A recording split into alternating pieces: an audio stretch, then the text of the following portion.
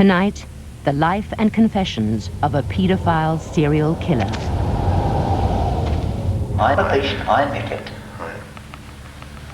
I'm an animal. I will screw any little girl. I don't give a damn who she is and whose daughter she is. He has murdered 3 children and wrecked the lives of at least half a dozen families. He has told us that if he was released, that he would kill. He would kill again. So that man is a danger and always will remain a danger. He is every parent's nightmare. A predator who escaped justice for 30 years after clues were missed in a violent double murder. How would you entice the child into Carlin? Excuse me, little miss. Don't I know you? Don't think so. What's your name? Barbara, Mary, Carol, Susan, whatever. Oh, you're so-and-so's little girl, I know you. Do you want a lift? I'll give you a lift. Oh, yes, please. Oh, as we're driving away, do you want some sweets? Oh, yes, please. So you go in the shop and you're with her and let her pick her own sweeties. Yeah. Come out, she's already been paid. Right, payment in advance, is that what you're saying? Yeah, payment in advance. Right. In March 1970, the search for 2 of his victims sparked a massive police hunt in Enfield, North London. 2 children were snatched off the street in broad daylight and simply vanished.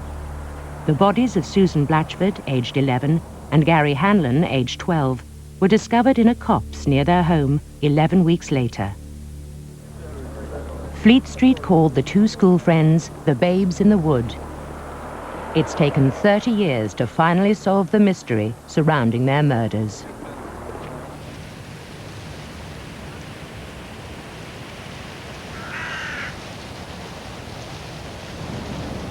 Susan came round and knocked, and she said, "Is Gary there?" I said, "Yeah."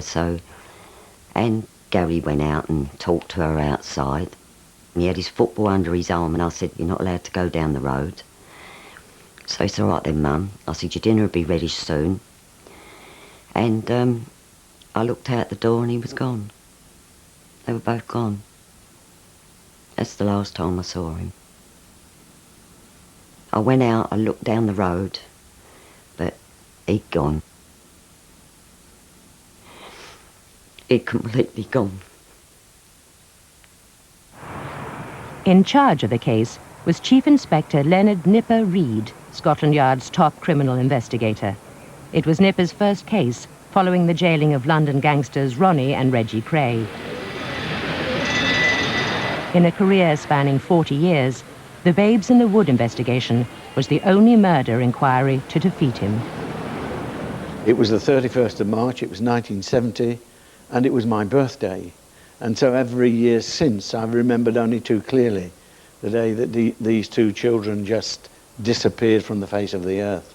These were 2 very young children, and so right from the beginning I attacked this as a major inquiry. I saw the parents, of course, at an early stage, and soon formed a very sympathetic and emotional relationship with them, really, in fact, more than I should have done. Just for those few years I had Susan, to me that is why she's my unforgettable girl, a special baby. When she was born, she had the cord round her neck 3 or 4 times. I believe that that baby in heaven chooses to come to you. And she chose me, knowing what was going to happen to her eventually.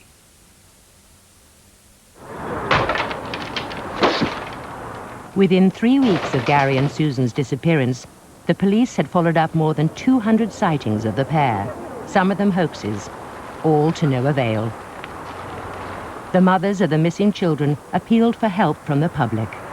I think they're either being held prisoner or they're trapped somewhere. I think I know so. my boy would come home if he could. It's the I know same as he would. Susan. There's someone that they knew and trusted that knows something. Please send them home.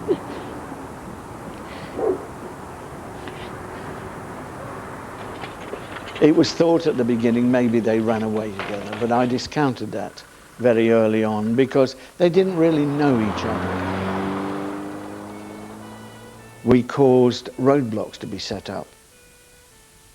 When that proved uneventful, we extended the search to cover the whole of the country. We employed divers to search the rivers and the canals.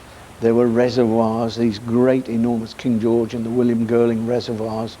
Trains that had gone through, barges that had gone through, were all traced and searched in case the children had got on board and then couldn't get off for one reason or another. Then we employed a helicopter because it was found that you couldn't do a real tracking of some of the open land and some of the reservoirs. And we could do that with the helicopter. And we searched 4,317 houses, an enormous proportion of the number of houses that were in the area. All the garages, all the sheds, the outhouses, things of that kind that they may have gone into and then found that they couldn't get out. And so it became an enormous inquiry. Your attention please, this is an official police broadcast. 4 weeks ago today, 2 young children went missing from their home. There were now 600 police officers hunting for Gary and Susan. Half of London's police dogs were scouring 5,000 acres of local woodland, and over 14,000 people, some of them sex offenders, had been questioned. An air of desperation set in. These children just didn't disappear off the face of the earth. They must have gone somewhere, and in this area, in my experience, it's the most difficult case, simply because of the lack of information from the very beginning of the inquiry. As the case proceeded, it became more disquieting to find that nobody had seen them. They'd just been spirited away. We'd got virtually nothing. We were no further forward. So there was a great deal of pressure. Senior officers at the yard and that kind of thing who felt that something must result from this enormous investigation. For the mothers, there was only the agony of waiting, sleeping in armchairs, fearful of missing a knock on the door. And everywhere, the treasured school photo stares back from beneath that dreadful word, missing. I couldn't believe any of this was going on because I went everywhere with my children. I went football, fishing, swimming, carol singing. I couldn't believe that somebody would ever be able to get hold of one of my children, you know. I can't cope with it, still can't cope with it. It's like yesterday to me. Still when there's a knock at my door, I mean, I know he's not coming back, but I still think it's going to be him, you know, or when my phone rings and my heart misses a beat, I think, oh, it's him. 78 days after they disappeared, Gary and Susan were found dead in a hide in a copse less than 2 miles from Gary's home. The bodies were badly decomposed, suggesting the children died very soon after they went missing. They were found by a private individual who was out with his dog. Just how close were they together? There's one report that they were almost in each other's arms. They were close together. Susan had got her arm around Gary's body. They looked as though they were cuddling up for warmth, and the newspapers immediately caught on with this and said that they died of hypothermia, and they tagged the case as the babes in the wood case. And this was a bit unfortunate, really, as far as I was concerned, because it simplified the whole situation, and rather than look at it as it was. Whatever the press speculation, Nipper had a more pressing question. How had the bodies in the copse been missed? I wanted to know exactly who had searched it, and I found that it had been searched on the 9th of April by 3 officers with their dogs. That was just 10 days after the children had disappeared. The forensic evidence lost was a disaster, and Nipper summoned the dog handlers to get some answers. Because this copse was so wildly overgrown, they couldn't walk the dogs through as they normally did on the lead, so they let them free range. So the dogs ran in there, and eventually they came out the other side when they were called by their handlers. But my concern was that they didn't find the bodies. And you know, one of the questions that I posed was, what does your dog do when he finds a human body like that? And one of them said, well, I don't know. And the other one said, well, I think it might just sit there.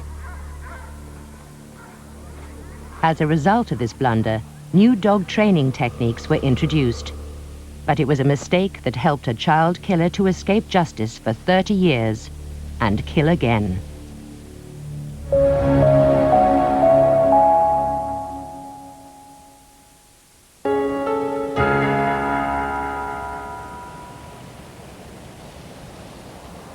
This is the copse where the bodies of Gary and Susan were found in a hide.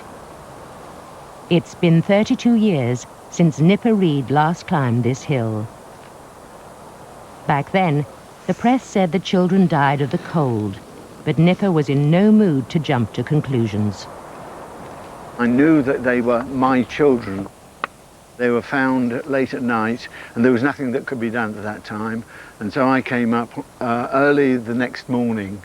We'd had to mark the path through because it was so extensively overgrown. The bodies were found more or less over the other side of the copse, but this was always the way that we went in. It was so overgrown that, you know, one couldn't walk upright. It was almost impossible for the sunlight to penetrate. It was like a very sinister kind of place. When I found the hides and saw the state of the bodies, and it was really very, very depressing.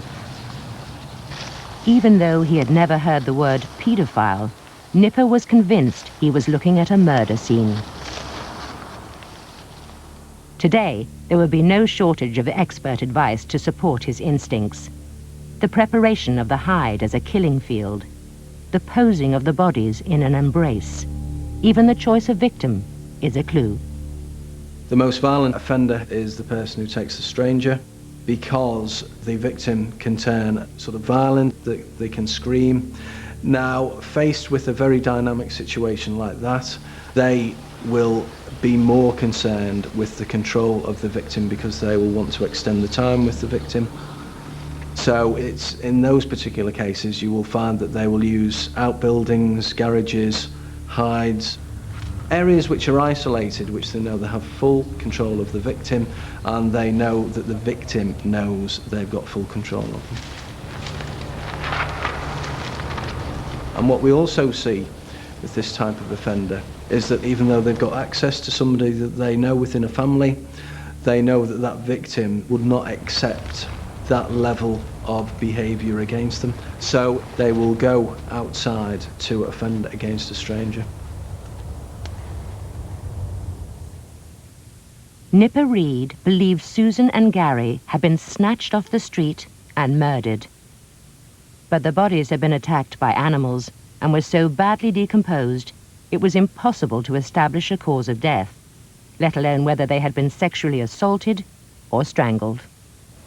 As far as I was concerned, these two children had been murdered. It never attracted me, the thought that they just cuddled up in this little hide and went to sleep and died of hypothermia. They would have wanted to go home, they would have seen the lights which were a direction for them, and they would have gone off and gone home. They were never babes in the wood, these two children. They were two victims. But of course I couldn't prove that because there was no physical evidence. I just knew they didn't go up there and die. I mean, what two children would go up and lay in a copse for days on end, hungry, starving, frightened of the dark? You knew damn well it wasn't right.